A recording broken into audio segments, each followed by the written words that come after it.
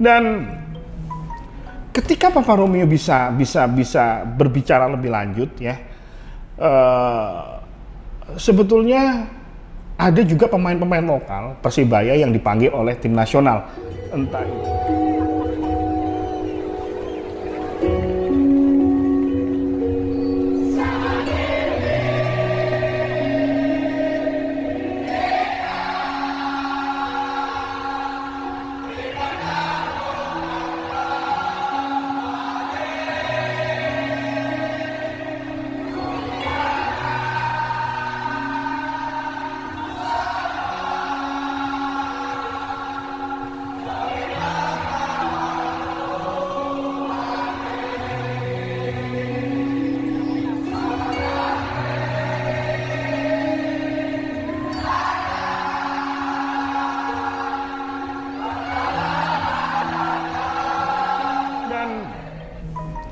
Ketika Papa Romeo bisa berbicara lebih lanjut ya,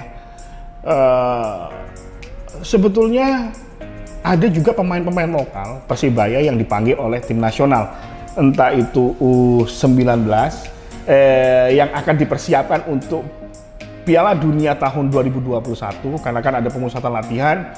Kita tahu Rizky Ridho, kita tahu Supriyadi juga dipanggil untuk pelatnas di Kroasia. Kemudian ada juga timnas senior yang sedang persiapan untuk AFF jika tidak salah, tapi entah Papa Romeo dengar desas-desusnya bahwa AFF juga akan ditunda, tapi mereka melakukan pemusatan latihan. Contoh ada Rifki Mokodongpit, kemudian Arif Satria, siapa lagi ya?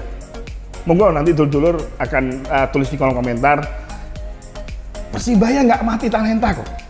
Persibaya sangat bisa, dan itu misalkan ya Mahmud dan David tidak bergabung, kita akan coba bedah formasinya.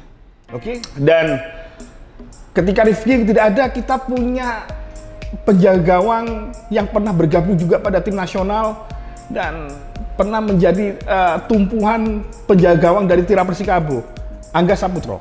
Ya. Saya pikir itu akan berada di pos penjaga gawang.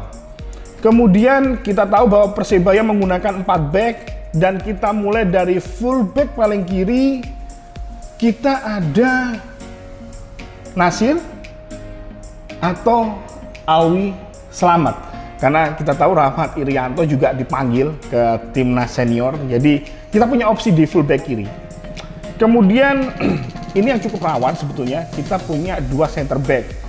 Kita tahu Rizky Ridho dipanggil untuk pelatnas di Kroasia U19, dan Arif Satria juga dipanggil untuk timnas senior. Jadi kita hanya pun Hansa Muyama. Hansa Muyama syarat pengalaman terlepas dari bagaimana pemberitaan terkait makanan yang ya dalam tanda kutip tapi saya yakin Hansa Muyama pemain timnas, bos. Jadi mantan pemain timnas, dan saya yakin dia ya masih sangat mampu lah untuk bersaing di level nasional bahkan Asia. Jadi kita punya palang pintu tangguh di sana. Nah, tandemnya ini ya berarti siapa back yang tersisa? Kita tahu Muhammad Syaifuddin juga bisa dibuat sebagai back tengah, tapi saat ini sedang pemulihan cedera Achilles ya jika tidak salah. Jadi tandemnya ini Zubairo Garba. Oke lah, dulu bisa lihat sendiri bagaimana Zubairo bermain di Piala Gubernur Jatim, menit-menit krusial 90, dan masih sangat, ya saya pikir levelnya dulu bisa komen lah. Jadi tandemnya sama siapa gitu loh. Kita harapkan ya M. Syaifuddin sih. Tapi ya saat ini yang ada adalah Zubairo Garba. Kita masuk ke fullback kanan. Yes, Koko Ari Araya sudah pasti tidak mungkin karena dipanggil pelatnas untuk mempersiapkan AFF. Jadi kita punya Rodek kok yang musim lalu juga tampil luar biasa, mati-matian. Jadi di sana ada fullback kanan, ada Abrizal. Nah, kita masuk kepada 2 pivot ya, 2 gelandang bertahan, dan satunya adalah central midfielder. Kita mulai dari gelandang bertahan. Ada Muhammad Hidayat di sana ya. Jadi aman karena Hidayat juga sering bermain reguler. Kemudian didampingi oleh Arin Williams. Ya, saya pikir menurut prediksi Papa Romeo 99,9% Arin Williams sudah pasti akan bergabung di Persebaya. Kemudian ditopang oleh playmaker yang loyal banget buat Persebaya, mega transfer dari Persebaya yang berkomitmen untuk meneruskan masa bakti di Persebaya, Mahkan Konate. Jadi sebetulnya kita punya lini tengah yang cukup luar biasa yang membawa Persebaya menjadi kampiun Piala Gubernur Jatim tahun 2020. Dan ketika kita masuk kepada 3 penyerang di depan, kita sangat kaya sekali penyerang sayap ya. Tapi kita mulai dulu dari striker utama. Ketika David tidak ada di sana, saya pikir Patrick Wanggai. Dulu bisa lihat bagaimana Patrick Wanggai ketika foto session pertama kali didatangkan di Persebaya dengan perut yang agak tambun, dan ketika dulu lihat bagaimana fotonya di Persebaya Store ya, terbaru edisi kemerdekaan, badannya kering banget bos. Dan saya salut untuk Om Samudra yang benar-benar di masa transisi ini atau di masa pandemi ini terus menggenjot fisik dari para pemain Persebaya. Dan faktanya ketika kita lihat Patrick Wanggai kering bos badannya, dan saya pikir itu akan lebih eksplosif ya. Dan bagaimana Patrick Wanggai bermain ketika melawan Persis Solo dan Sabah FA, badannya masih agak tambun, tapi sekarang sudah kering banget.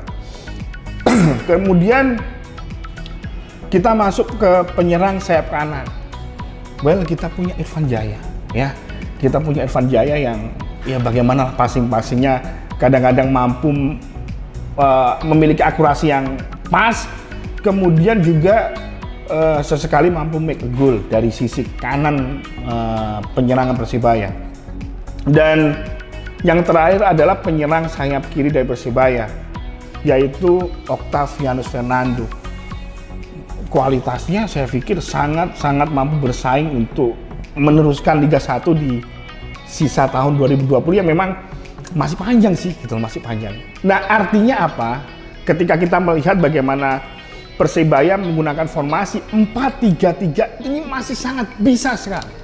Dengan pemain yang ada saat ini masih sangat mampu bersaing di Liga 1 tahun 2020. Namun sekali lagi, ini masih dari opini dari Papa Romeo. Dul juga bisa menyampaikan pendapatnya atau kerangka berpikirnya di kolom komentar. Dan sekali lagi, ketika Persebaya memiliki neraca keuangan yang sangat cukup, maka saya setuju kok ketika David dan Mahmud Eid tetap stay di Persebaya. Itu harapan dari Papa Romeo. Tapi ketika Persebaya tidak punya budget untuk itu, nggak usah dipaksakan, karena kompetisinya juga tanpa degradasi. Jadi kita masih, ya yang penting kita tampil dulu lah. Yang penting kita fighting dulu dengan local pride. Tapi sekali lagi Papa Romeo hanya pecinta Persebaya yang menyampaikan opininya melalui video YouTube ini. Dan mungkin sekian vlog dari Papa Romeo. Dan apabila dulur suka dengan konten ini, menilai bahwa konten ini bermanfaat buat dulur, ojo segan-segan dulu di subscribe, like, comment, dan share.